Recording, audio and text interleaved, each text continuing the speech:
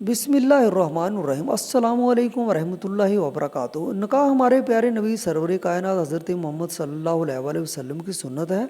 हर मर्द और औरत को निकाह करना चाहिए। जो मर्द और औरत बिला वजह शादी नहीं करती, ऐसे मर्दों और औरतों पर अल्लाह की लानत होती है। हदीस पाक में है, जो इंसान निकाह करता है तो उसका निसफ़ ईमान पूरा हो जाता है। उसका मकसद ये है कि शादी करने से इंसान बेशुमार गुनाहों से बच जाता है।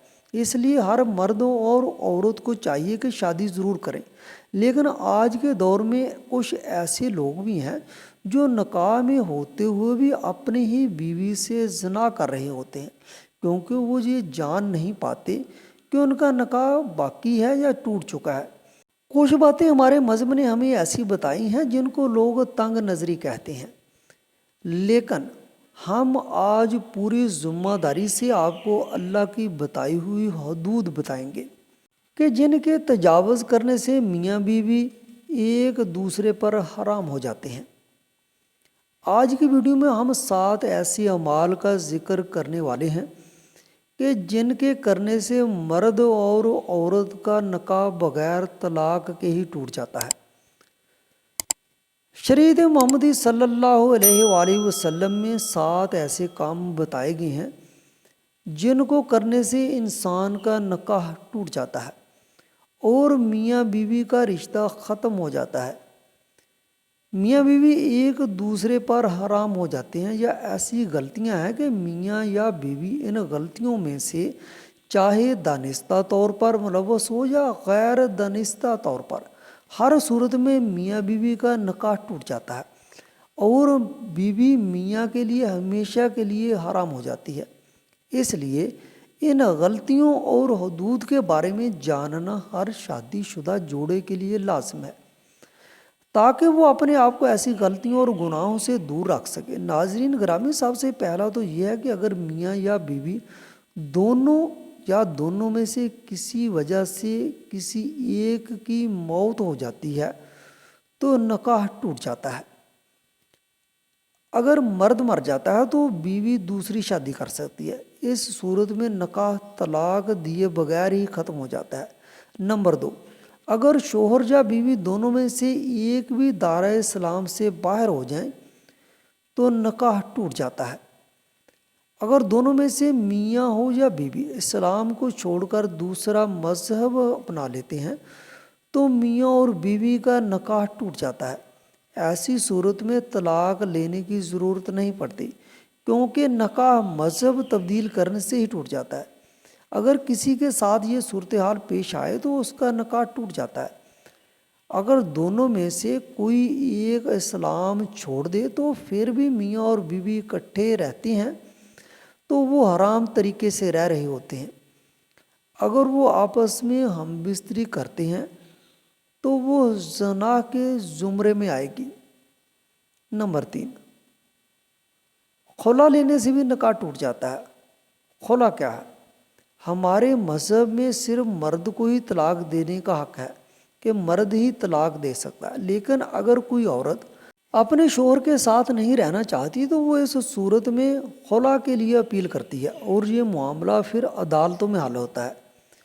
जब मुकदमा चलता है तो अदालत इस खुला लेने की वजूहात जानकर औरत को खुला दे देती है। अगर खावंद तलाक ना भी दो तो खुला लेने की वजह से उनका निकाह टूट जाता है और मियाँ बीवी एक दूसरे के लिए हराम हो जाते हैं।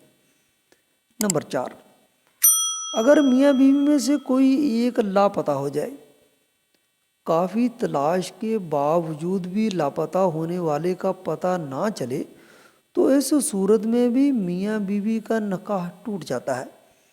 मियाँ या बीवी में से कोई एक घर छोड़कर चला जाए, काफ़ी अरसा तलाश करने के बावजूद भी ना मिले, तो इस सूरत में मियाँ या बीवी इंतज़ार करके थक जाते हैं, तो इस सूरत में दोनों का निकाह तलाक दिए बगैर ही टूट जाता है और उनका रिश्ता ख़त्म हो जाता है। ऐसी सूरत में वो किसी दूसरी जगह निकाह कर सकते हैं। शरीयत ने ये अरसा 4 साल मुकर्रर किया, यानी शोहर 4 साल से ज़्यादा अरसे से गायब हो जाए तो काजी इसकी बीवी को निकाह से आज़ाद कर सकता है। नंबर 5, اگر کوئی مرد کسی عورت کے ساتھ شادی کر لیتا ہے لیکن بعد میں دونوں کو پتہ چلتا ہے کہ ہم دونوں نے ایک ہی عورت کا دودھ پیا ہے، پہلے ان دونوں کو نہیں پتہ تھا کہ ہم دونوں ایک دوسرے کے رضاعی بہن بھائی ہیں، بعد میں ان کو پتہ چلا تو وہ اسی وقت ان کا نکاح ٹوٹ جاتا ہے۔